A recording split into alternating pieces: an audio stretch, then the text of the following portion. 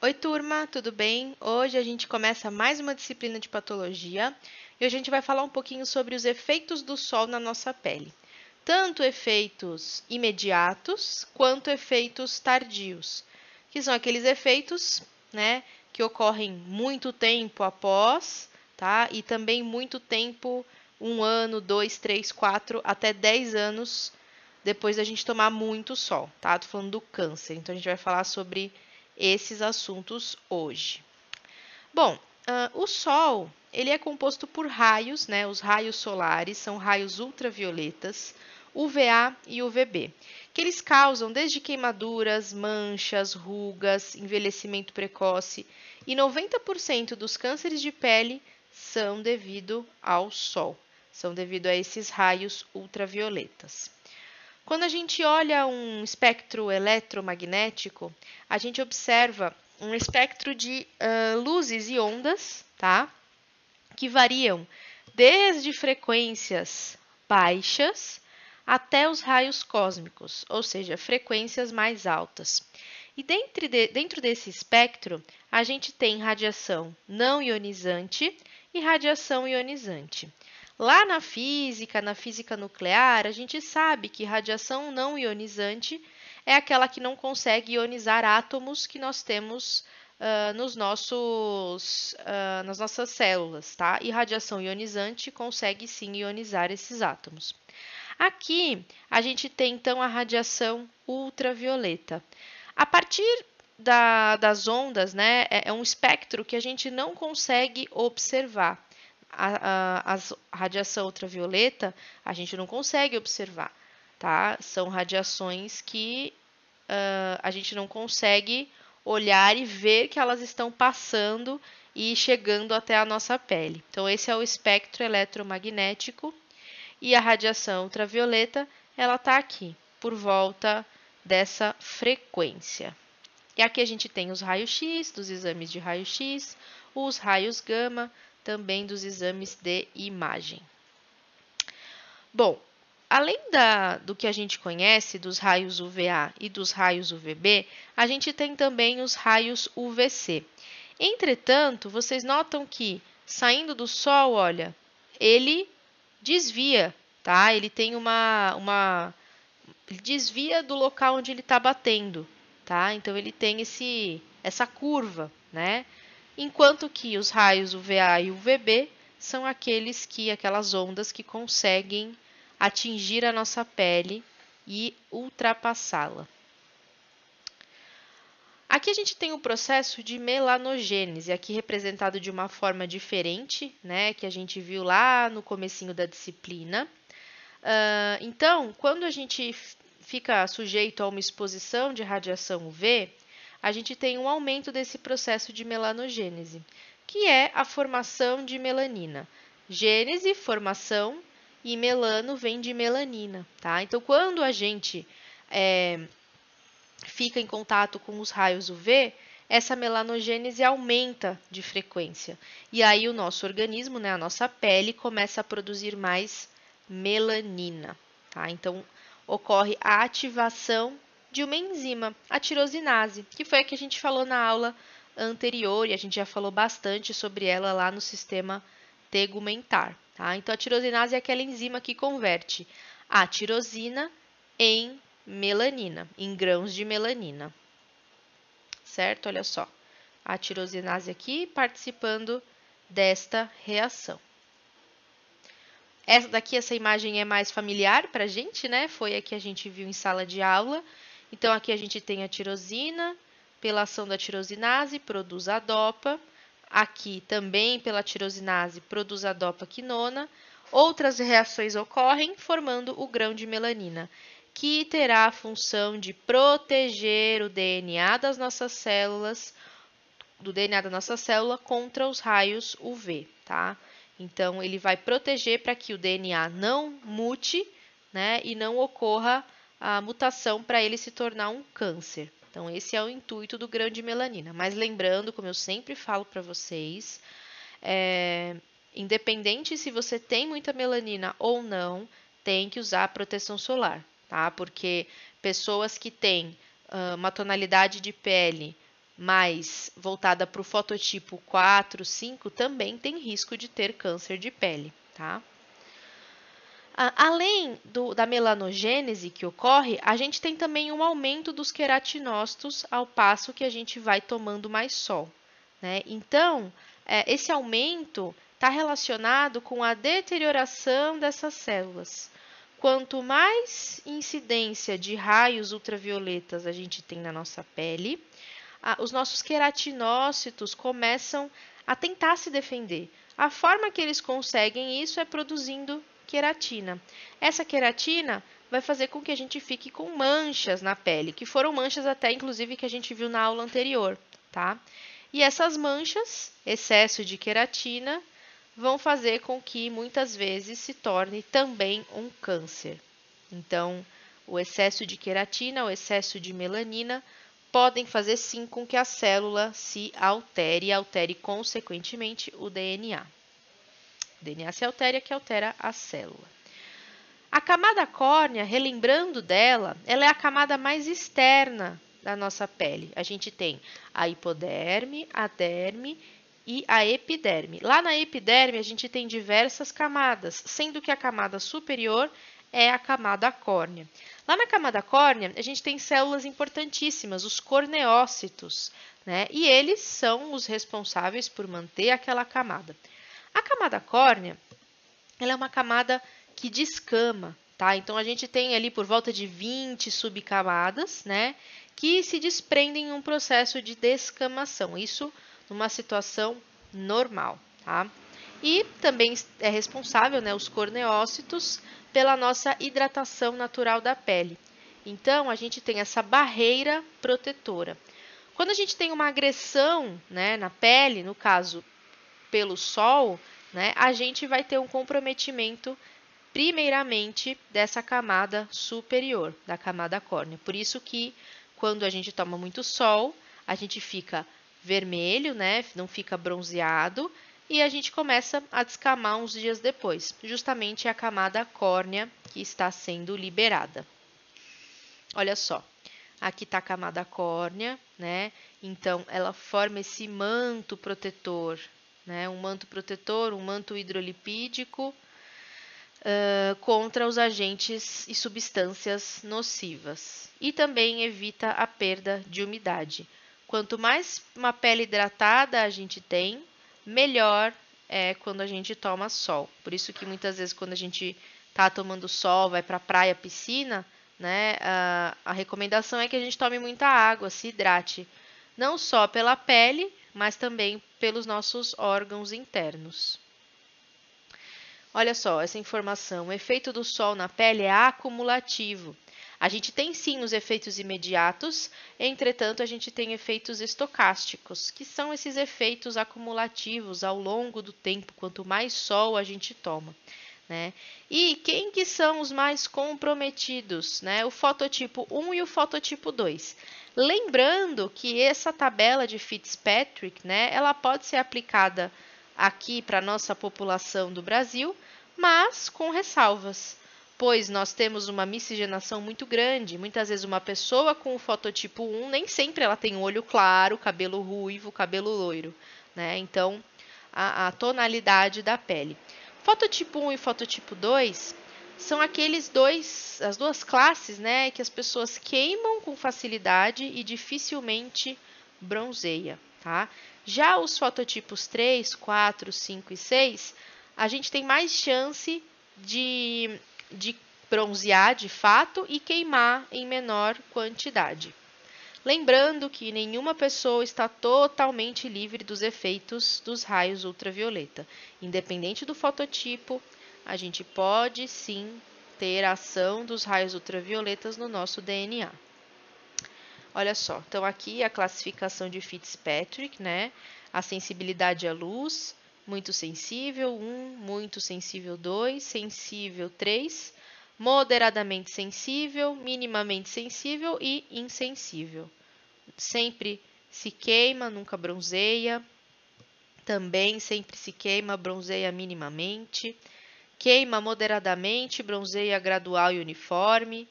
Queima minimamente, sempre bronzeia.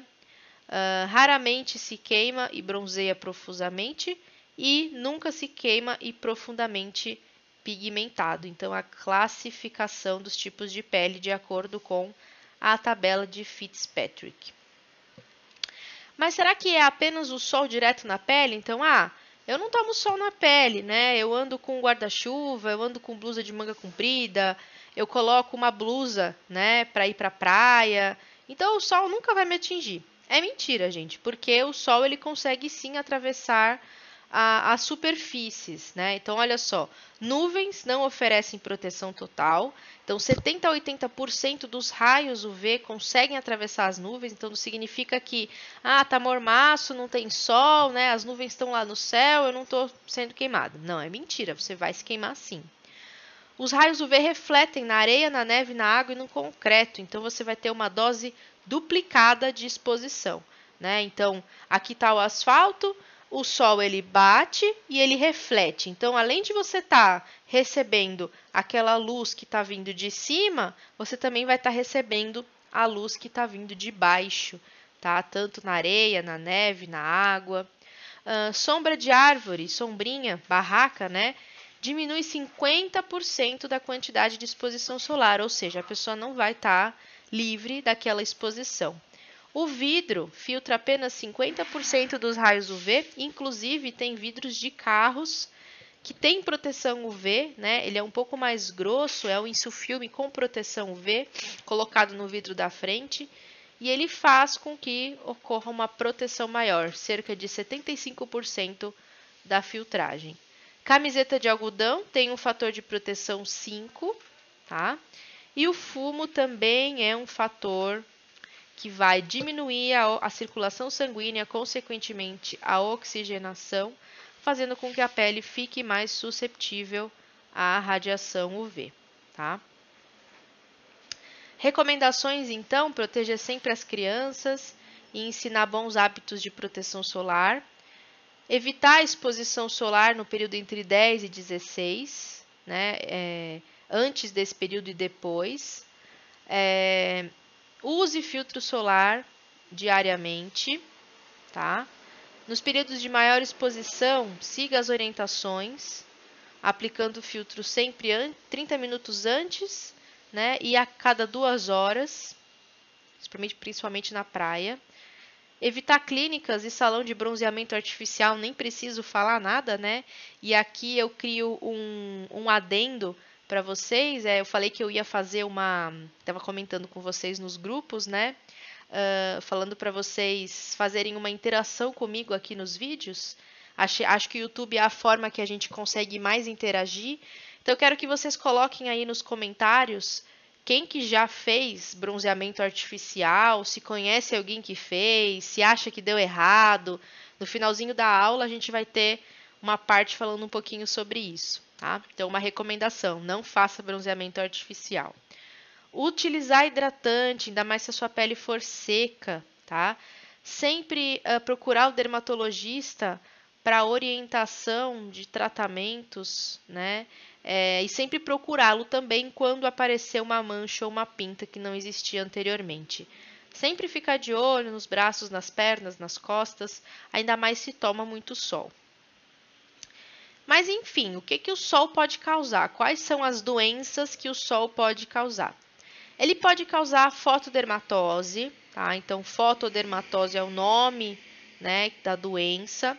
E as duas fotodermatoses relacionadas à radiação solar no momento à queimadura e a fotodermatose ou fotoalergia. Então, isso é momentâneo, na hora, tá?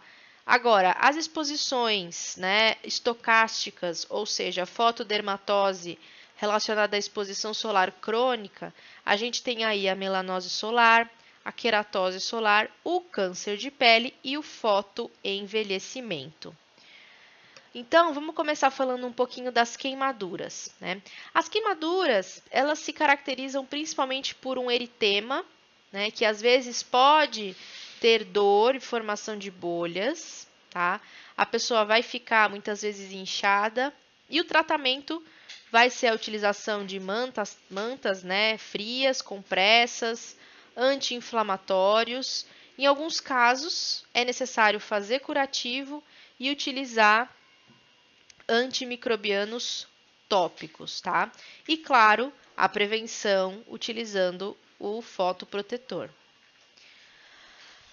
Os principais sinais e sintomas, eles ocorrem de 1 a 24 horas após a exposição e o pico em 72 horas, tá? Os sintomas, eritema leve, descamação superficial, dor, inchaço, sensibilidade na pele, bolhas e alguns sintomas constitucionais, tá? Que podem ser secundários, a gente tem febre, arrepio, fraqueza, choque. A pessoa pode até convulsionar quando ela está com essa situação, né? A febre é muito comum também. E algumas complicações secundárias, pigmentação, manchada permanente, aumento significativo do risco de câncer e o próprio câncer de pele. Olha só algumas imagens para vocês verem, né? Aqui a gente tem uma descamação. Né, olha só, essa pessoa aqui não foi muito feliz na escolha do vestuário dela para ir para a praia, né? Então essa daqui provavelmente estava nadando, colocou ali uma touca, ficou vermelho, e onde não tinha touca ficou, né, com a pele íntegra. Aqui também um óculos de sol. E aqui casos mais graves, né? Aqui na panturrilha, olha, bolhas muito extensas. Aqui o nenezinho, além dele tá com as bolhas, ele também tá muito inchado, né? Então, um sério problema, tá? Tratamento: compressa fria, anti-inflamatórios. AINES são anti-inflamatórios não esteroidais. Tratamento tópico, né? Então, passar alguma coisa na pele, aloe vera, tem produtos específicos na farmácia, como o Calamed pós-sol, tá? Então, é importante, sim, sempre com recomendação médica, caso a queimadura seja mais grave. Nas áreas bolhosas, tem que ir para o hospital, tem que fazer curativo e tem que utilizar muitas vezes a sulfadiazina de prata. E alguns emolientes ou loções contendo anestésico local, tá? Então também são importantes. Prevenção: evitar o sol, especialmente do meio-dia, usar roupas leves e fechadas, chapéu, óculos de sol, fotoprotetor, evitar ficar muito tempo exposto ao sol. E agora falando um pouquinho das fotodermatoses ou fotoalergias. São grupos de afecções, né, que ocorrem após a exposição à luz solar. As causas são numerosas e variadas, tá, que a gente vai ver daqui a pouquinho.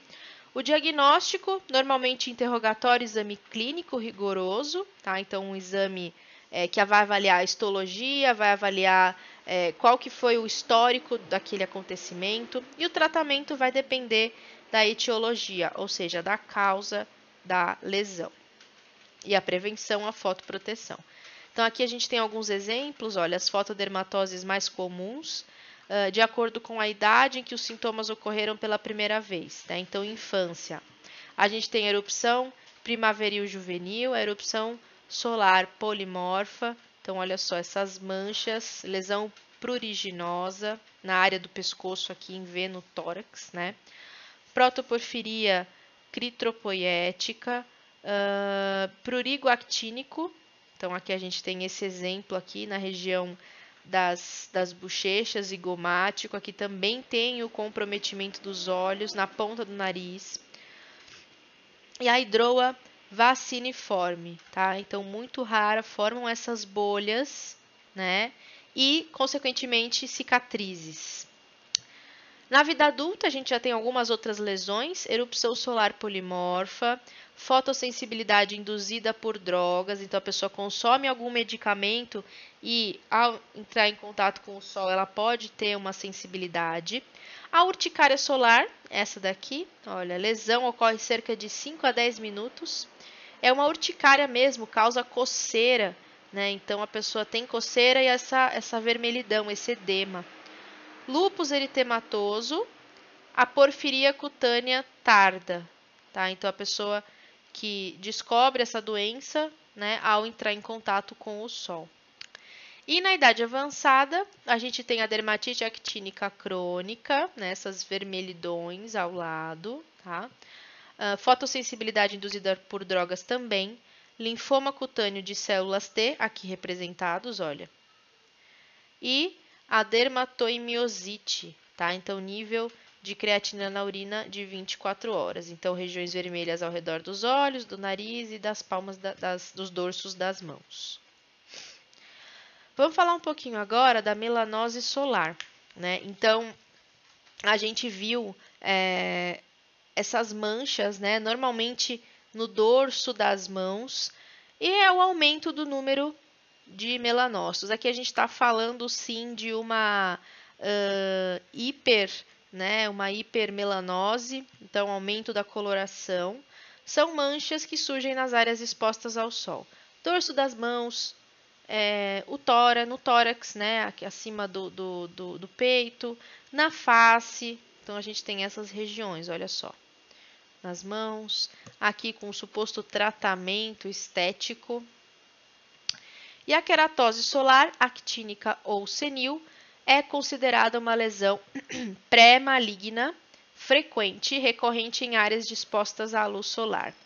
Acomete principalmente pessoas idosas ou adultos de meia idade e fototipo 1 e 2, tá? Então, uma pele mais clara. As lesões são maculopapulosas, então ela pode ter essa característica, né? Máculas com a presença, muitas vezes, de pus ou secreção, tá? E também recoberta por escamas duras. Aqui no caso, é uma lesão pré-maligna, então a pessoa precisa fazer uma biópsia para identificar a malignidade dessa lesão. Então, em áreas expostas, pavilhão auricular, pescoço, dorso, né? E a lesão tem fundo crônico. Ela forma um halo, né, eritematoso aqui no centro, pode ter pus também, né? Então é necessário avaliação. E uma outra causa estocástica, o fotoenvelhecimento, ou seja, a longo prazo, envelhecimento prematuro da pele, causada por exposição repetida à luz ultravioleta, né? Então, o fotoenvelhecimento, muita gente acredita que a pessoa ela tem 60 anos de idade e ela tem uma pele que aparenta ter a idade normal, 60 anos, né? Entretanto, o fotoenvelhecimento, a pessoa tem 60 anos de idade e aparenta ter uma pele de 80 anos, né? Então, difere do envelhecimento normal, do nosso envelhecimento. A pele envelhece mais rápido, tá? Então, mais rápido do que as outras estruturas do nosso corpo, né? Então, olha só. Aqui de um lado, né? Aqui temos o envelhecimento, ruga, flacidez, manchas, né? E aqui desse outro lado, a gente tem uma pele mais sadia, tá? Agora vamos começar a falar da parte dos cânceres de pele, tá? Uma parte muito legal da aula, né? Só um adendo aqui, meninas, vocês não vão diagnosticar nada. O cliente que for ser atendido por vocês, se vier com uma lesão, vocês não vão diagnosticar. Vocês não podem falar para ele, olha, isso aqui é câncer de pele, né? Por quê? Isso é um problema ético, né, gente? Imagina, vocês falam isso, a pessoa muitas vezes não leva para o lado, tá, vou tratar, tá tudo bem. Não, ela pode levar para o lado, meu Deus, eu vou morrer, né? Então, ela pode sair dali e vai saber o que ela vai fazer, tá? Então, tomem cuidado com o que vocês falam para os clientes e o que vocês forem falar para eles no futuro, né? Tem até um caso que aconteceu lá no HC, que foi no começo, na época em que começou o HIV, né? E uma paciente foi fazer o exame, foi fazer o teste, e ela saiu de lá, né, com o resultado, e foi entregue assim, nas mãos dela, não tinha ninguém para acompanhar. Ela pegou o resultado e se suicidou, se jogou lá de cima do prédio do HC, porque viu que era positivo e falou, meu Deus, e agora, né, o que eu faço? E acabou, né, se suicidando porque não soube lidar bem com as informações. Claro que muita gente vai entender que o câncer de pele é uma situação que é curável, é tratável, né, mas A gente não pode contar sempre com isso. Então, tomem cuidado, vocês não vão diagnosticar nada, tá?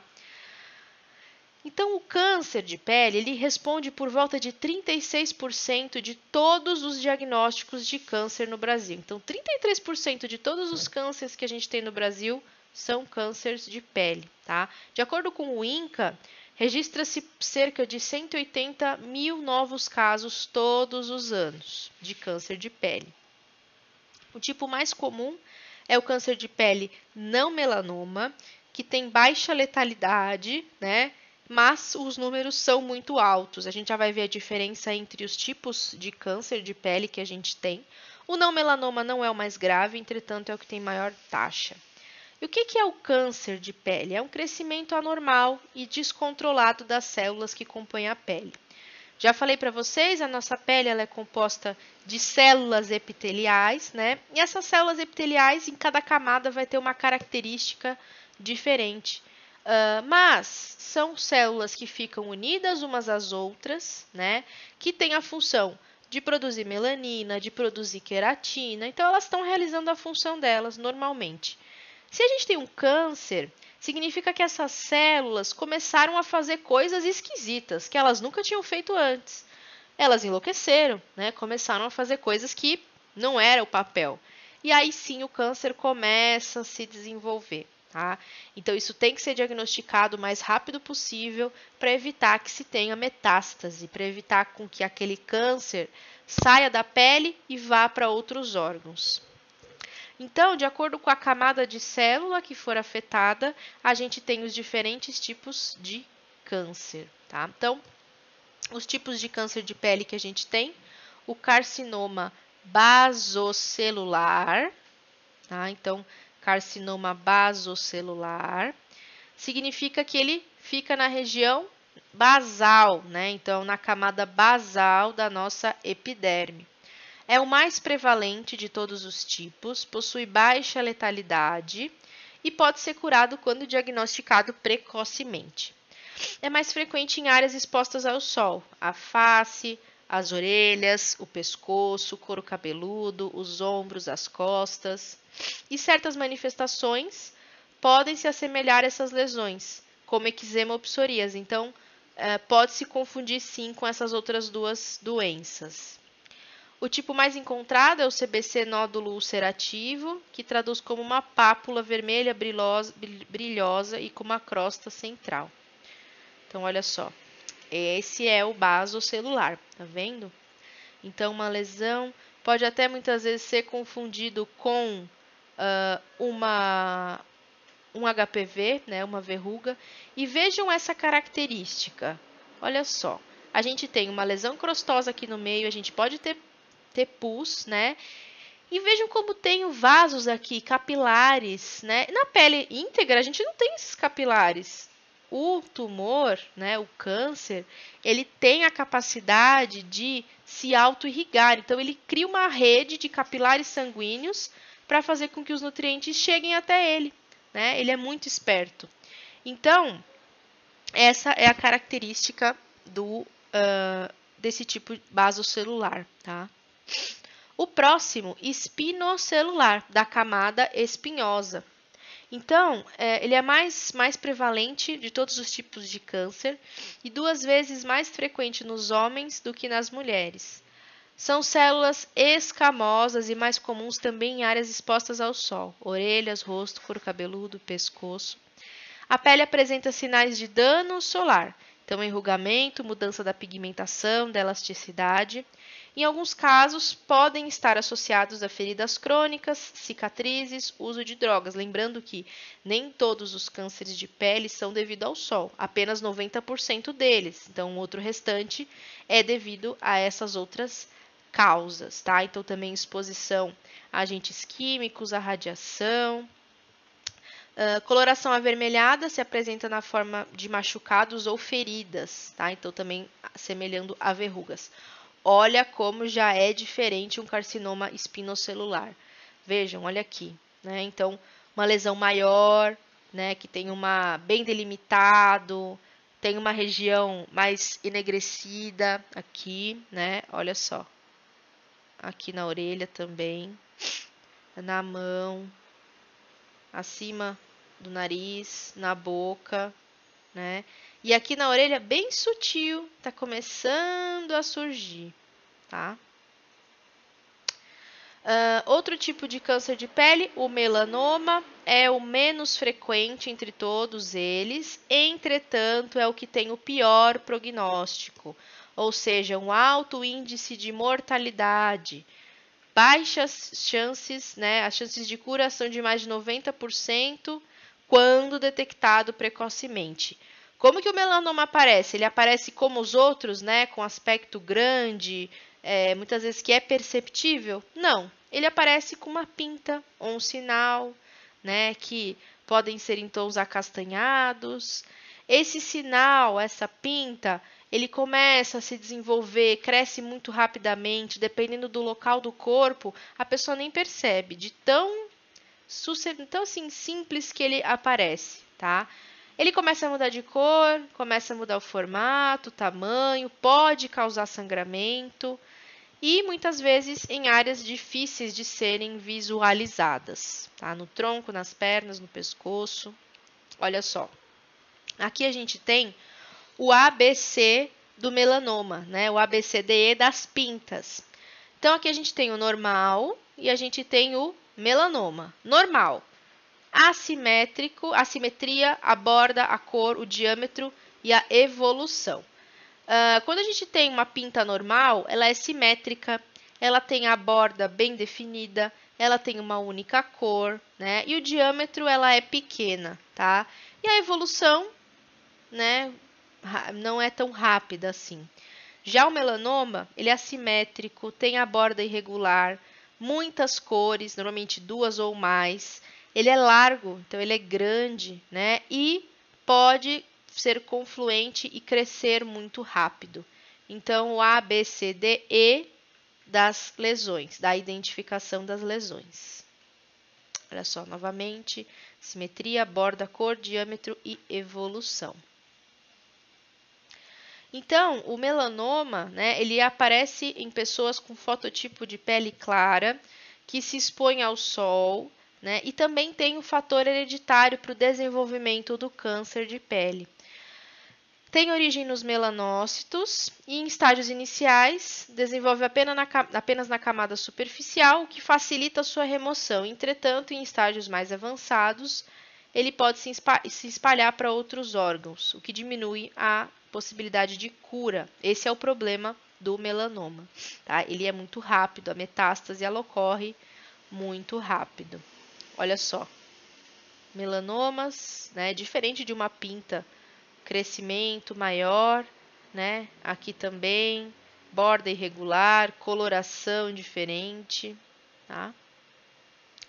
Olha só, o estágio 0 começou ali na epiderme, estágio 1 já avançou na derme, né, já está chegando na derme, estágio 2 já está quase adentrando, estágio 3 também, e o estágio 4 é no caso que ele já está se espalhando para os outros órgãos.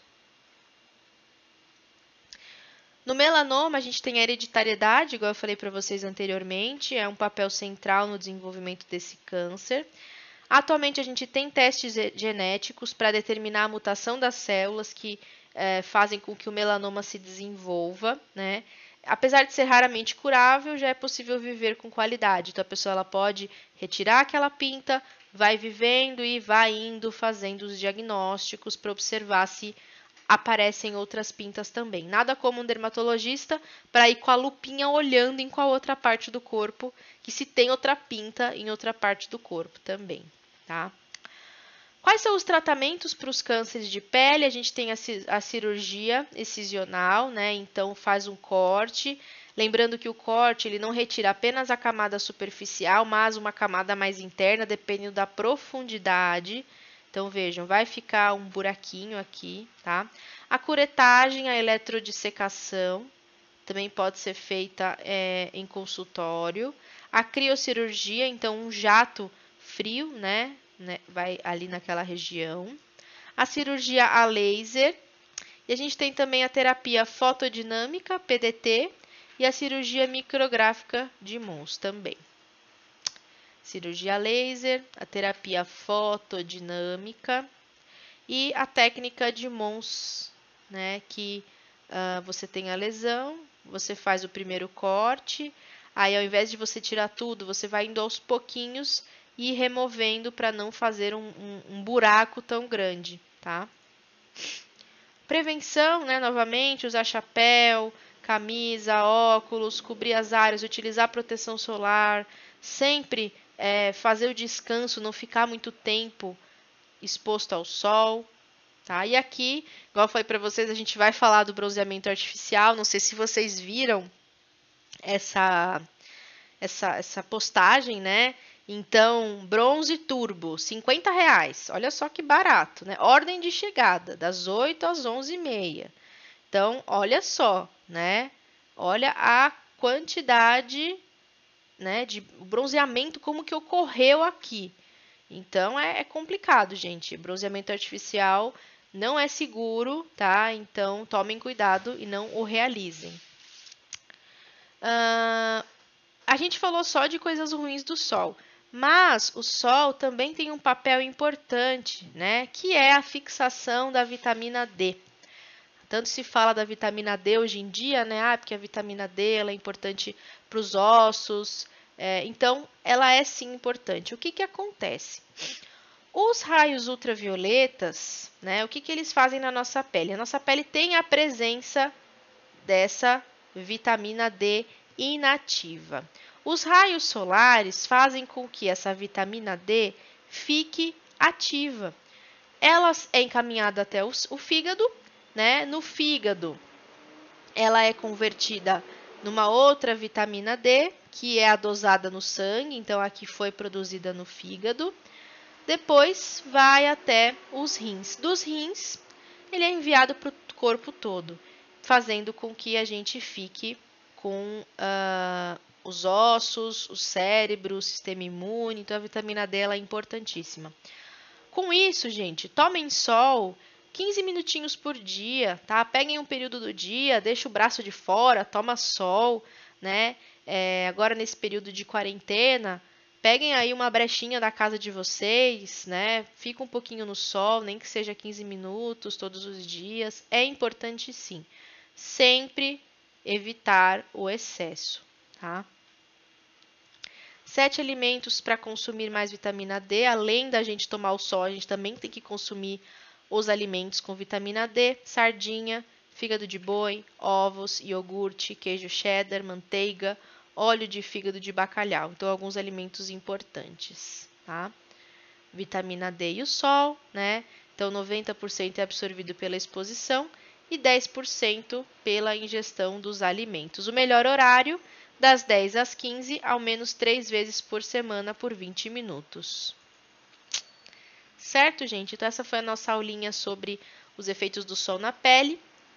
E era isso. Espero que vocês tenham gostado e até a próxima aula. Tchau, pessoal!